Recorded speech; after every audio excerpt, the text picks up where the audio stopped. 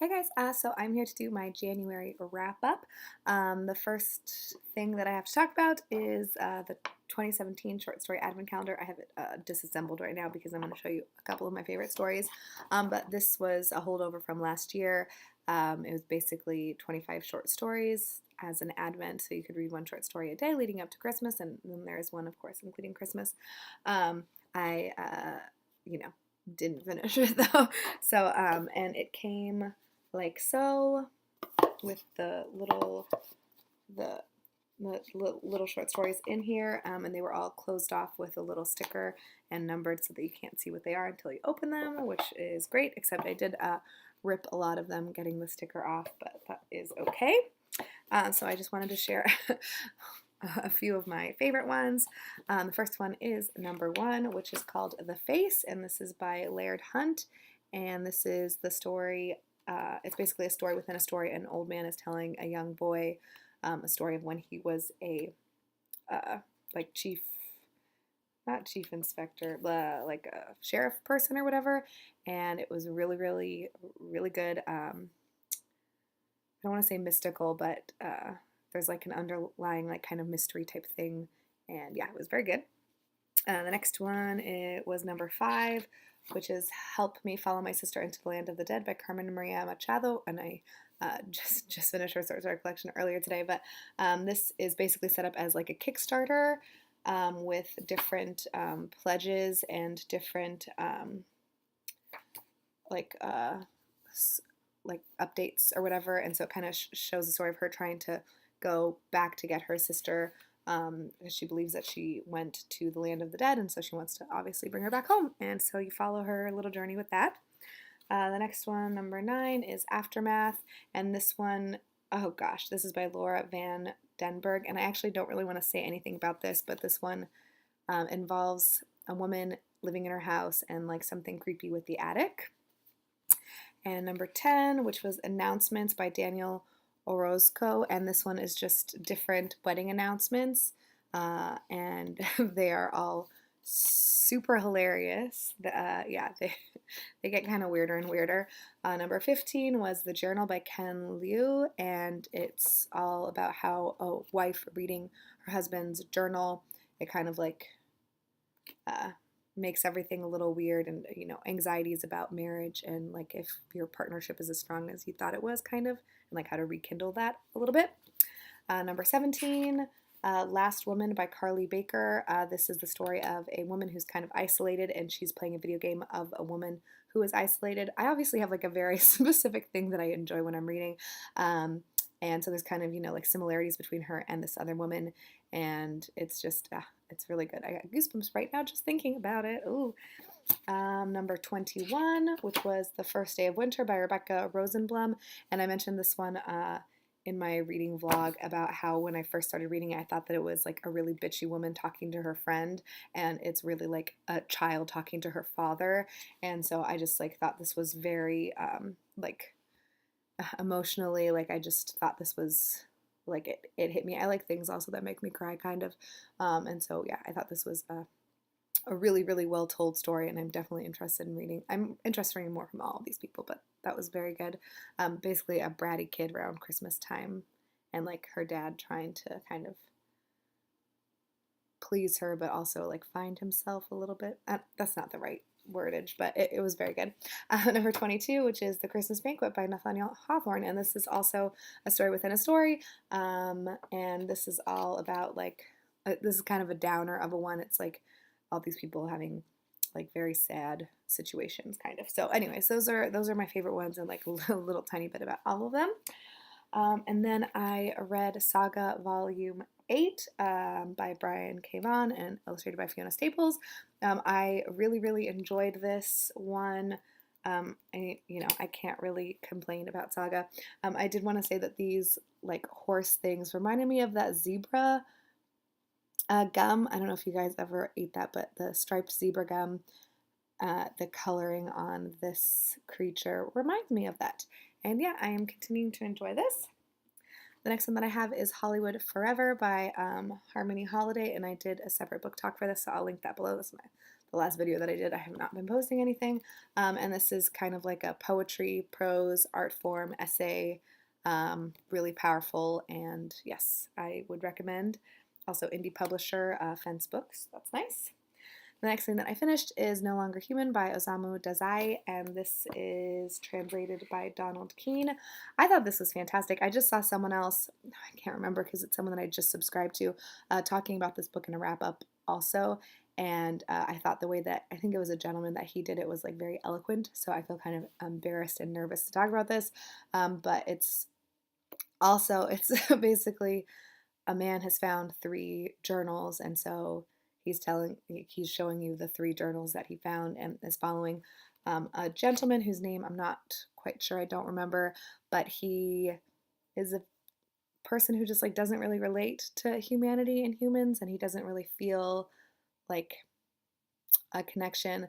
There are some like suicidal type ideations in this, and I thought it like very philosophical, and I thought it was, I don't know, just it was really, really, really well written, and I thought like the themes that were broached in this with regards to what I just mentioned, it was done really, really well, and I'm very curious to read more from this author as well. Michael from Knowledge Lost, if you're watching this, I think you'd really like this. You're probably not watching it. I'll send you a message.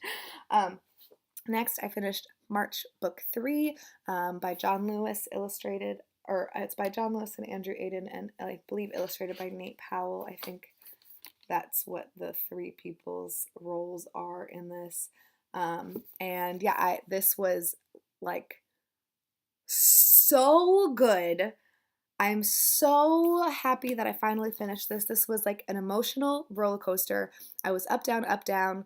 The beginning of this was extremely difficult to read, and we go back and forth like we did in the first 2 volumes or books, with him going back and forth between the actual like march and his role in the civil rights movement, but then also going to Obama's inauguration and like watching the 2 of them like hugging, and Obama saying like, none of this would really be possible without you. And all that was just like so difficult for me because of where we are politically right now. It's like there was so much hope for like this millisecond, and then it was snatched away, and it's really, really frustrating.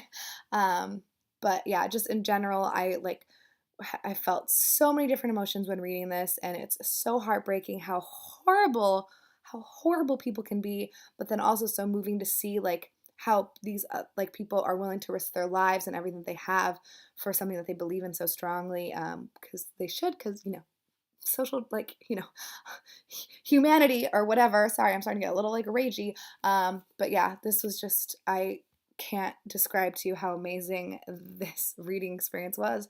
I super recommend you picking this up if you haven't read them. The only thing I will say is the last page in this really upset me, and I wish it didn't exist. I'm just gonna go ahead and whatever. I am going to take it and I'm going to glue it to this other page that is blank so that it doesn't exist. The last page is John Lewis saying to Andrew, "Oh, we should make a comic about my time in the civil rights movement, etc." And it's just like, I don't need that personally. I think that should have been edited out.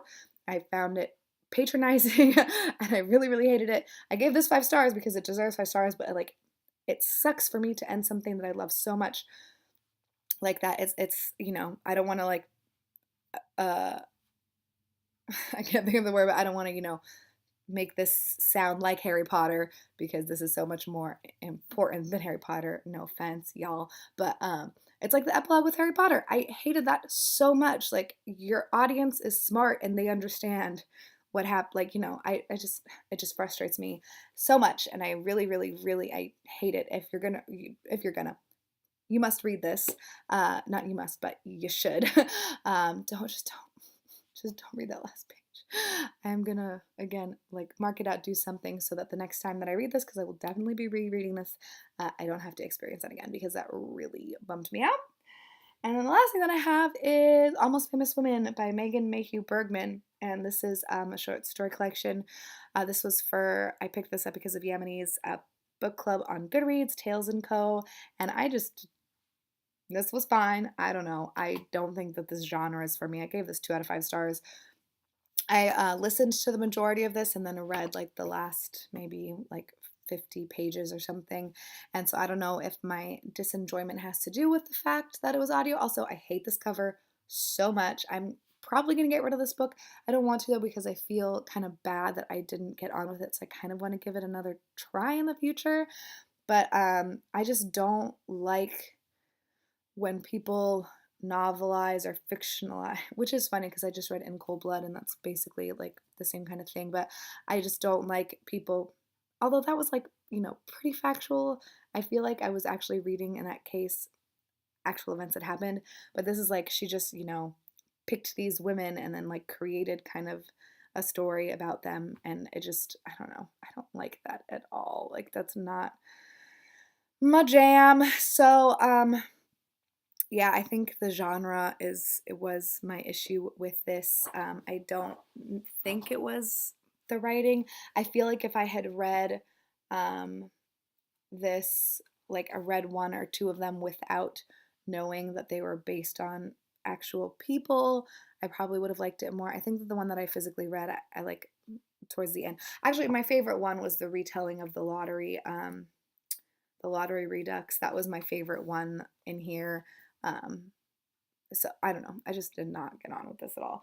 I mean, not at all. Like I'm not mad that I read it, but I'm glad that I listened to it as an audiobook, and I really, so that's all that I read in January. I almost said December. Not quite. I'm currently in the middle of a ton of stuff, so hopefully I finish everything by the end of February. Um, Oh, we'll see though. I hope everyone had a great January. If you read any of these things and want to talk to me about them, please do in the comments below, and I will try to respond in a timely fashion. Thanks for watching. I will talk to you later. Oh, and links for these books, my like affiliate, like Goodreads affiliate, not Goodreads, Book Depository affiliate links, I will link below. I feel like I never say that in my videos, but I do post them below, except not for like indie publisher ones. So you know what I'm saying. I will link them to the website. I'm gonna go. Bye.